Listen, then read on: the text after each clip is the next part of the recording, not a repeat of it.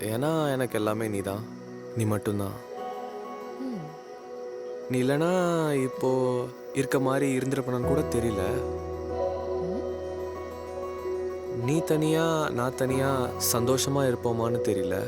ஆனா நம்ம சேர்ந்து இருந்தா சந்தோஷமா இருக்க அட்லீஸ்ட் ட்ரை ஆச்சு பண்ணுவோம். உன் கூட இருந்தா லைஃப்ல என்ன வந்தாலும் பார்த்துக்கலான்னு ஒரு கான்ஃபிடன்ஸ் வரும். அதான் நம்ம ரெண்டு பேரும் ஒண்ணா இருக்கோம். அப்பாடா! I love you Aparna. I love you Vijay. செவ்வாய்